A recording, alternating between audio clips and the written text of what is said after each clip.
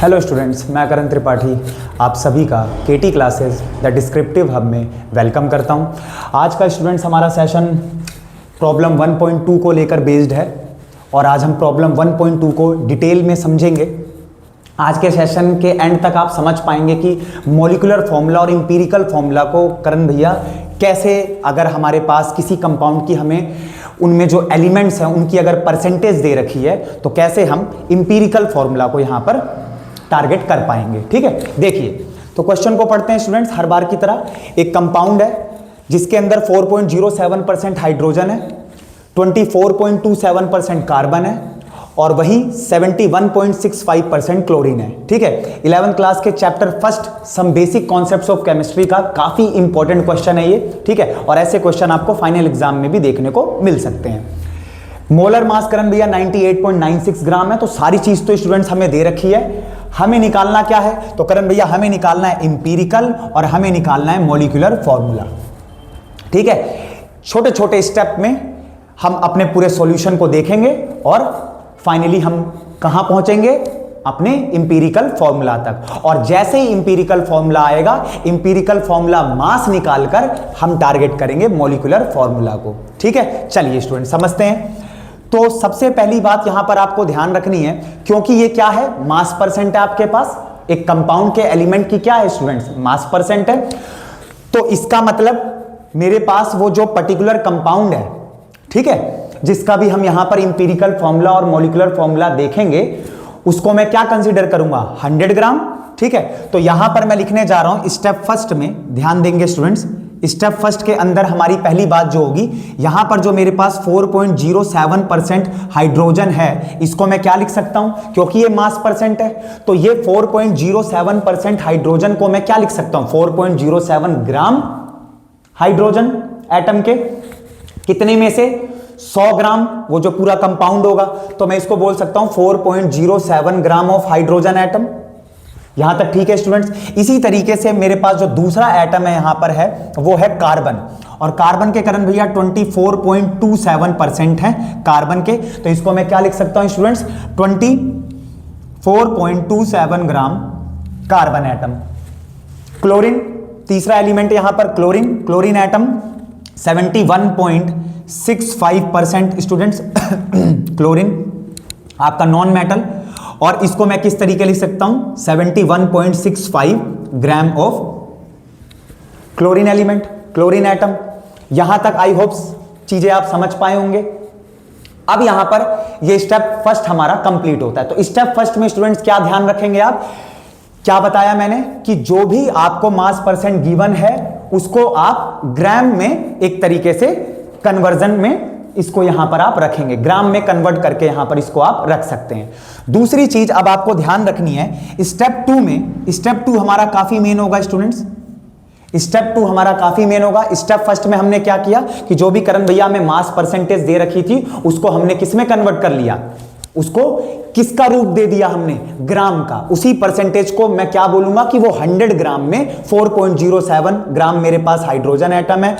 उसके बाद 24.27 आप यहां पर देख रहे हैं आपके पास कार्बन एटम का एक तरीके से परसेंटेज दे रखा है मैं, तो उसको मैंने लिख दिया 24.27 ग्राम कार्बन एटम। और वहीं पर क्लोरीन आपके पास 71.65 ग्राम। स्टेप सेकंड में आप ध्यान रखेंगे स्टूडेंट, आपको नंबर ऑफ मोल्स निकालने हैं। क्या निकालने हैं? Number of moles. और नंबर ऑफ मोल्स कैसे आते हैं? तो सबसे पहले आप नंबर ऑफ मोल्स ऑफ क्या निकालेंगे? Hydrogen atom. I hope number of moles आप जानते होंगे। नंबर ऑफ मोल्स का फॉर्मूला क्या रहता है? गिवन मास अपॉन में मोलर मास। तो यहां पर मास गिवन क्या है? हाइड्रोजन का मास गिवन क्या है? 4.07 ग्राम करण भैया, डिवाइडेड बाय में मोलर मास क्या होता है? एटॉमिक मास क्या होता है हाइड्रोजन का? 1 ग्राम। वैसे अगर आप इसको थोड़ा डेसिमल में अगर रखना चाहेंगे, जिसकी जरूरत नहीं है स्टूडेंट, पर मैं अगर आपको एक्चुअल मास बताऊं एटॉमिक मास हाइड्रोजन का, तो वो 1.008 ग्राम होता है, पर उसकी जरूरत नहीं है। जो हमने आज तक पढ़ा है राउंड ऑफ करके मैं 1 ग्राम बोलूंगा। तो यहां से करण भैया मेरे पास नंबर ऑफ मोल्स आ गए 4.07 ग्राम, मत लगा देना, मोल्स निकाले हैं हमने। क्या निकाले हैं? Number of moles. और वहीं अगर मैं बात करूं तो ये करण भैया मेरे पास स्टेप फर्स्ट कंप्लीट हुआ और स्टेप सेकंड को भी हम एक तरीके से उसके भी कंप्लीशन की तरफ बढ़ रहे हैं। तो यहां पर number of moles of hydrogen आ गए। नेक्स्ट आपका नंबर ऑफ मोल्स क्या रहने वाला है, number of moles of carbon atom.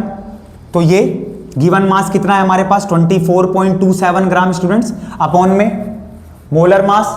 अब एक्चुअल में तो एटॉमिक मास जो आपका कार्बन का होता है वो 12.01 ग्राम होता है, लेकिन मैंने फिर बोला क्योंकि एक टीचर के रूप में मैं आपको सारी बात बता रहा हूं, पर आपको ध्यान यही रखना है जो आप पढ़ के आए हैं छोटी क्लास से। तो यहां से आप सोल्व करेंगे तो आपके पास ये कितना आ जाएगा 12 2 जा 24 और 24 के बाद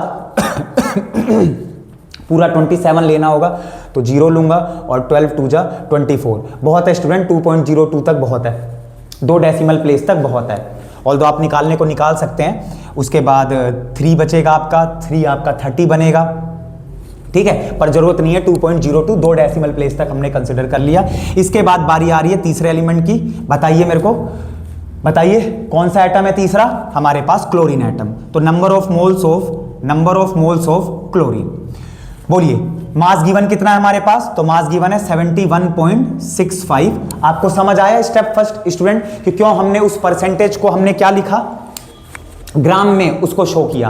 क्यों शो किया ग्राम में, क्योंकि एक तरीके से जो मेरा ये पूरा कंपाउंड होने वाला है इसकी जो मास परसेंट है तो वो मास परसेंट कितने में से होती है 100 ग्राम में से। तो ये सब कितने इतने ग्राम है मेरे पास, और उसका आप यूज देख रहे हैं। यहां परसेंटेज थोड़ी ना रखेंगे, नंबर ऑफ मोल्स निकालते समय आपको फॉर्मूला क्या ध्यान रखना है, गिवन मास अपॉन में मोलर मास। तो ये मास गिवन है, तो मास गिवन का रूप कैसे देंगे, जब इस मास परसेंट को 100 ग्राम में आप शो करेंगे। और 100 ग्राम में कैसे शो करेंगे, जब इसको आप ग्राम में लिखेंगे, ठीक है। जितनी भी परसेंटेज दे रखी है वो उतना ही ग्राम है 100 ग्राम के अंदर, ठीक है, पूरे कंपाउंड के अंदर। तो यहां से मेरे पास 71.65 ग्राम अपॉन में क्या आ गया, बोलिए क्लोरीन का एटॉमिक मास। ऑल्दो स्टूडेंट्स होता तो 35.453 ग्राम है, लेकिन आपको ध्यान क्या रखना है, राउंड ऑफ करके जो हमने निकाला हुआ है 35.5 ग्राम। तो इसको सोल्व करेंगे आप, तो ये भी अगेन 35 2 जा, ठीक है, 70 एक बच जाएगा आप। अच्छा, इसको आप फर्दर सोल्व करेंगे तो ये आपका 10 होगा और ये आपका 100 होगा, है ना। और इसको फिर सोल्व करेंगे तो ये आपके पास पूरा आएगा एक तरीके से 71, मैं पूरा सोल्व करके दिखा दे रहा हूं स्टूडेंट्स आपको, 7165 अपॉन में 3550। तो ये जब आप स्टूडेंट डिवाइड करेंगे इसको तो आप साफ साफ देख पा रहे हैं कि करण भैया, है ना, पूरी कैलकुलेशन जैसा कि मैं आपके सामने पूरी शो करता हूं, एक्सप्रेस करता हूं, तो आप देख सकते हैं 3500 से ज्यादा है और ये 7100 से ज्यादा है। तो एक तरीके से 2 टाइम्स में जाएगा ये। आप इसको पूरा सोल्व करेंगे तो आपके पास 2.02 ही ये रहने वाला है, 2.021 तक ये जाएगा। तो 2.02 ये मेरे पास नंबर ऑफ मोल्स ऑफ क्या आ गए, क्लोरीन एटम आ गए। स्टेप 2 हमारा यहां पर स्टूडेंट्स क्या होता है, कंप्लीट। स्टेप में आप इसको ध्यान रखेंगे, ऑल्दो आप टेबल भी बना सकते हैं इसको करते वक्त, है ना। आप कहेंगे तो मैं टेबल से भी आपको बता दूंगा। बाकी आप ऐसे अगर थोड़ा सा इसको ज्यादा खींचना चाहते हैं, थोड़ा शीट पर ज्यादा भरा भरा दिखाना चाहते हैं, तो आप मेरे इन स्टेप्स के थ्रू भी जा सकते हैं। एनसीईआरटी में भी आपको ऐसे कुछ स्टेप्स देखने को मिल सकते हैं। तो यहां से स्टेप 2 हमारा कंप्लीट हुआ, तो नंबर ऑफ मोल्स आ गए। अब तीसरा स्टेप स्टूडेंट्स आपको ध्यान रखना है कि जो हमारा थर्ड स्टेप होने जा रहा है वो क्या है। तो करण भैया जो थर्ड स्टेप होगा हमारा वो क्या होगा कि ये जो मेरे पास आए हैं number of moles of hydrogen atom क्या देखने को मिला था हमें 4.07 अपॉन में 1, ठीक है। तो यहां से हमारे पास 4.07 number of moles of hydrogen atom आए थे। तो ये तीनों चीजें मैंने आपके सामने लिख दी हैं। थर्ड स्टेप में आपको देखना है स्मॉलेस्ट वैल्यू, और उस स्मॉलेस्ट वैल्यू से सभी के नंबर ऑफ मोल्स स्टूडेंट्स क्या करने हैं, डिवाइड करने हैं। क्या करने हैं, डिवाइड करने हैं। तो स्टेप 3 हमारा क्या होने जा रहा है, स्मॉलेस्ट वैल्यू देखिए स्टूडेंट्स, नंबर ऑफ मोल्स ये जो आए हैं वो सबसे कम नंबर ऑफ मोल्स देखिए, स्मॉलेस्ट वैल्यू। तो स्मॉलेस्ट वैल्यू करण भैया में साफ साफ दिख रही है, क्या है वो 2.02, ठीक है, 2.02। तो यहां पर हमारे पास 2.02, ठीक है। आप इसको और थोड़ा स्ट्रेच करेंगे तो आपको देखने को मिलेगा कि ये पूरा 1 तक जाएगा। इसको आप सोल्व करेंगे तो आप पूरा भी ले सकते हैं, ठीक है, 2.021 या 2 डेसिमल प्लेस तक भी आप कंसीडर कर सकते हैं 2.02। तो स्मॉलेस्ट वैल्यू हमारी हो गई 2.02, 2 डेसिमल प्लेस तक अगर आपको दिखाना है तो यहां तक भी हम इसको एक तरीके से रख सकते हैं 2.02। अब इसी स्मॉलेस्ट वैल्यू से हमें क्या करना है, सभी के नंबर ऑफ मोल्स डिवाइड करने हैं। तो अगर मैं नंबर ऑफ मोल्स बात करूंगा किसकी, यानी आपको एक तरीके से सिंपलेस्ट रेशो बनाना है सभी के नंबर ऑफ मोल्स का। क्या बनाना है, सिंपलेस्ट रेशो। स्टेप 3 को टारगेट करेंगे। क्या बोल रहा हूं मैं कि आपको स्टेप 3 में सभी का सिंपलेस्ट रेशो एक तरीके से बनाना है सभी के नंबर ऑफ मोल्स का। तो वो कब बनेगा, जब आप सबसे ज्यादा जो स्मॉलेस्ट वैल्यू होगी उससे सभी के नंबर ऑफ मोल्स को डिवाइड करेंगे। तो अगर मैं हाइड्रोजन के नंबर ऑफ मोल्स को डिवाइड करता हूं तो ये क्या है 4.07, और इसको अगर मैं 2.02 से डिवाइड करता हूं तो स्टूडेंट्स मेरे पास ये करीब करीब अप्रोक्सीमेशन चलेगा। मैंने 2 डेसिमल प्लेस तक भी इसीलिए आपको बता दिया, आप लेना चाहें तो 3 डेसिमल प्लेस तक भी ले सकते हैं, लेकिन फुल अप्रोक्सीमेशन चलेगा, आपको होल नंबर में बनाना है। जैसे मान लीजिए ये हाइड्रोजन के जो एक तरीके का होल नंबर यहां पर आएगा, अगर वो डेसिमल में आ रहा है तो आपको मल्टीप्लाई करना है और उसको होल नंबर में ही बनाना है। तो इसको जितने से मल्टीप्लाई करेंगे ऐसे ही फिर सबको करेंगे। मेरी बात आ रही समझ में, मैं क्या कहना चाह रहा हूं कि अगर आपको सिंपलेस्ट यानी जो स्मॉलेस्ट वैल्यू है उससे आप सभी के नंबर ऑफ मोल्स को डिवाइड कर रहे हैं, उसके बाद भी आपके पास क्या आ रहा है, अगर डेसिमल वैल्यू आ रही है तो मैं एक कॉमन वैल्यू को पकड़ूंगा और उसको पिक करके सभी को उतने से ही मल्टीप्लाई करूंगा। क्योंकि कभी भी इंपीरिकल फॉर्मूला या मॉलिक्यूलर फॉर्मूला में आपको जो एटम्स देखने को मिलेंगे, कार्बन, हाइड्रोजन, क्लोरीन, यहां जो 3 एटम की बात चल रही है स्टूडेंट्स, वो डेसिमल में देखने को नहीं मिलेंगे। आई होप इतना आप समझ पा रहे होंगे। तो यहां पर मेरे पास ये लगभग 2 आएगा। अगर अब मैं बात करूंगा किसकी, कार्बन की, तो कितना है हमारे पास 2.02, तो ये तो 2.02 से ही डिवाइड होगा, है ना। तो यहां पर कितना आएगा मेरे पास 1 आएगा। और वहीं अगर मैं बात करूं स्टूडेंट्स क्लोरीन की, तो क्लोरीन के केस में भी यही है, क्लोरीन के भी तो नंबर ऑफ मोल्स 2.02 ही आए हैं। तो हम क्या कर रहे हैं, हम स्टेप 3 में क्या कर रहे हैं स्टूडेंट्स, स्मॉलेस्ट वैल्यू से डिवाइड कर रहे हैं। क्या लाने के लिए, सिंपलेस्ट रेशो लाने के लिए। और यही इसी रेशो में हम अपने hydrogen is to carbon is to chlorine को ये सिंपलेस्ट रेशो असाइन कर देंगे। आ रही है बात समझ में। तो यहां से भी करण भैया हमारे पास क्या आ गया, तो यहां से भी करण भैया हमारे पास क्या आ गया, सोल्व होके ये आपके पास 1 आ गया। आई होप इतना समझ पाए होंगे स्टूडेंट्स। तो यहां पर हमारा स्टेप 3 कंप्लीट होता है। तो एक तरीके से हमें क्या देखने को मिला, तो आप ये देख पा रहे हैं। तो यहां पे करण भैया हमारे पास जो स्टेप 4 होगा, स्टेप 4 देखेंगे स्टूडेंट्स। तो स्टेप 4 में क्या देखने को मिलेगा हमें कि ये जो सिंपलेस्ट रेशो आए हैं, ठीक है, 2:1:1, ठीक है, हाइड्रोजन 2, कार्बन 1, क्लोरीन भी 1। तो ये जो आया ये किसके लिए, ये आपका जो एटम्स हैं आपके तीनों, उनको ये असाइन हो जाएंगे। तो स्टेप 4 में हम बोलेंगे 2:1:1:4 किसके लिए, hydrogen, then carbon, then chlorine. तो यहां से इंपीरिकल फॉर्मूला मेरे पास क्या निकल कर आएगा, इंपीरिकल फॉर्मूला। तो इंपीरिकल फॉर्मूला क्या होने जा रहा है स्टूडेंट्स हमारे पास, आप देख सकते हैं। तो हाइड्रोजन 2, कार्बन 1, Cl1 को हम शो नहीं करते, क्या फायदा, मतलब 1 को दिखाएंगे तो वो एक तरीके से आप समझ ही रहे हैं। यहां पर अगर मैं 1 को दिखाऊंगा भी तो उसका मतलब भी कितना है, कार्बन के एक एटम है और मैं यहां 1 दिखा भी देता हूं तो बात एक ही है। तो इसलिए आप जैसे x का कोफिशिएंट, क्या आप 1x लिखते हैं, क्या नहीं, x लिखते हैं, अंडरस्टूड है कि 1 उसका कोफिशिएंट है। वैसे यहां पर आप एक एटम दिखाइए मत दिखाइए, अंडरस्टूड है कि 1 है ना।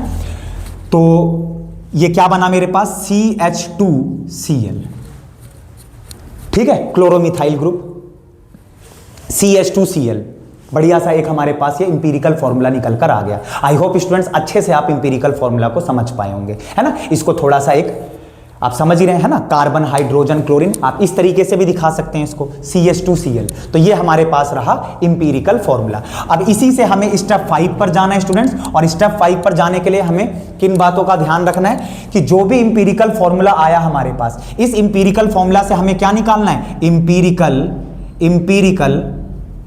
Formula mass, empirical formula mass students, ठीक है। तो स्टेप 5 में आप ध्यान देंगे, स्टेप 5 में आप ध्यान देंगे क्या निकालने जा रहे हैं हम, इंपीरिकल फॉर्मूला जो भी आया उस इंपीरिकल फॉर्मूला का मास। क्यों, देखिए, तो इंपीरिकल फॉर्मूला मास निकालूंगा मैं, तो कार्बन 12 प्लस में 2 into 1 हाइड्रोजन प्लस में 35.5। तो यहां से मेरे पास कितना आ गया, 12 और 2 14 और 35.5 और 14 को आप ऐड करेंगे तो 549 और ये आपके पास 49.5 ग्राम आपको इंपीरिकल फॉर्मूला मास देखने को मिलेगा। यहां तक ठीक है। क्यों कर रहा हूं मैं, अभी आपको बताता हूं। क्योंकि आपको स्टूडेंट्स मोलर मास दे रखा है, आपको क्या दे रखा है, मोलर मास दे रखा है, और आपको अगर मॉलिक्यूलर फॉर्मूला चाहिए तो आपको वो n निकालना है, वो छोटा n। आ रही बात समझ में, जो मैंने बताया हुआ है, जो स्मॉल n है। देखें, ध्यान रखेंगे, कभी भी आपको अगर क्या निकालना है, मॉलिक्यूलर फॉर्मूला, तो वो कैसे आएगा, जो n है यहां पर समझेंगे, n एक मल्टीप्लायर है ना, आप कह सकते हैं पॉजिटिव वैल्यू है, ठीक है, इंटीजर फॉर्म में, होल नंबर फॉर्म में। तो n इज इक्वल्स टू क्या होता है, हमेशा ध्यान रखेंगे कि जो भी मेरा मोलर मास होगा, उस मोलर मास से मैं एक तरीके से डिवाइड करूंगा किसको, इंपीरिकल फॉर्मूला मास जो मेरा आया है। तो ये जो मोलर मास है, किसका मोलर मास है, ये जो अभी मेरा मॉलिक्यूलर फॉर्मूला निकलेगा। आ रही बात समझ में, तो किस लिए दिया है भाई ये, उसको समझिए स्टूडेंट्स। ये मोलर मास मुझे क्यों दिया है, यहां से मैं n निकालूंगा और इसी n को मैं मल्टीप्लाई करूंगा इंपीरिकल फॉर्मूला में, तब जाके मॉलिक्यूलर फॉर्मूला आएगा। तो आप ध्यान रखेंगे कि जो मॉलिक्यूलर फॉर्मूला होता है, वो मॉलिक्यूलर फॉर्मूला कैसे आता है, molecular formula always equals to empirical formula into में दिस पॉजिटिव वैल्यू n। आ रही है बात समझ में। तो करण भैया n तो निकालना पड़ेगा, और n आपके पास कैसे आएगा वो मैं आपको बता रहा हूं। मोलर मास जो भी गिवन होगा, किसी भी क्वेश्चन में जो भी मोलर मास गिवन होगा, उसको आप किससे डिवाइड करेंगे, जो हमने मेहनत करी छोटी सी, इंपीरिकल फॉर्मूला मास। तो इंपीरिकल फॉर्मूला मास आप यहां पर लिखेंगे इंपीरिकल फॉर्मूला मास, ठीक है। तो यहां से आप देखेंगे स्टूडेंट्स, तो n की जो वैल्यू आएगी, ठीक है, ये फेयर वर्क की है, ये फेयर वर्क है, ठीक है। तो n यहां से क्या आएगा, मोलर मास है हमारे पास 98.96। ये किस में करना है, ये स्टेप 5 में करना है स्टूडेंट्स, ये सारी बातें। तो अपॉन में करण भैया हमारे पास इंपीरिकल फॉर्मूला मास कितना आया, 49.5 ग्राम। तो जब आप ये डिवाइड करेंगे तो यहां से आप स्टूडेंट्स देख पा रहे हैं, करीब ये आपको n की 2 वैल्यू देखने को मिलेगी। आई होप आप समझ पाए होंगे, n को बड़े प्यार से हमने निकाल लिया। और ये जैसे ही n आया तो मैं स्टेप 5 में क्या करूंगा, तो मैं स्टेप 5 में यहां पर जो करने जा रहा हूं, इसको बहुत ध्यान से ऑब्जर्व करेंगे। हमेशा आप ध्यान रखेंगे कि जो मॉलिक्यूलर फॉर्मूला होता है, मॉलिक्यूलर फॉर्मूला जो होता है आपका, वो कैसे आता है, हमेशा ध्यान रखेंगे स्टूडेंट्स, इंपीरिकल फॉर्मूला इनटू में n। तो इंपीरिकल फॉर्मूला क्या है आपके पास, तो इंपीरिकल फॉर्मूला करण भैया हमारे पास है, क्या आया था, ठीक है, क्लोरोमिथाइल ग्रुप करके था ना, CH2Cl, और इसको आप किससे मल्टीप्लाई करेंगे, 2 से। ऐसे दिखाना है तो आप एटम्स की फॉर्म में दिखा सकते हैं, या इस तरीके से भी दिखा सकते हैं। तो ये जो 2 है आपका, ये मल्टीप्लाई होगा, किससे होगा, ऐसे नहीं कि 2 यहां चिपका दोगे आप, है ना। ये 2 अपने आप में क्या है, ये वो न्यूमेरिक वैल्यू है जो एटम्स की फॉर्म में सभी एटम, एक तरीके से एलिमेंट के एटम्स की फॉर्म में ये असाइन हो जाएगी। तो यहां पर, या आप ऐसे दिखा लीजिए इसको, ठीक है, इंपीरिकल फॉर्मूला इनटू में n, ठीक है। और ये n क्या है आपके पास, 2, ये n क्या है आपके पास, 2। तो C2H4 और Cl2, ये आपके पास स्टूडेंट्स मॉलिक्यूलर फॉर्मूला रहेगा। तो आई होप स्टूडेंट्स आपने सेशन एंजॉय किया होगा, अच्छे से सारी बातें समझी होंगी। मिलते हैं फिर अगले न्यूमेरिकल के साथ, ठीक है, मोल फ्रैक्शन पर जो होने जा रहा है। तो इसको अच्छे से रिवाइज करिए, बढ़िया से इसको आप, जो मैंने सारी बातें आपको बताई हैं, उनको एक बार अच्छे से रिवाइज कर लेंगे, ताकि अगर ये आपको फाइनल एग्जाम में 11th के देखने को मिले मॉलिक्यूलर फॉर्मूला या इंपीरिकल फॉर्मूला, तो आप अच्छे से कर पाएं। एक तो ये बात आपको ध्यान रखनी है n की, और ये लास्ट बात सबसे इंपॉर्टेंट स्टेप 5 की, molecular formula always equals to n of empirical formula. मिलते हैं स्टूडेंट्स नेक्स्ट सेशन में, सी यू ऑल।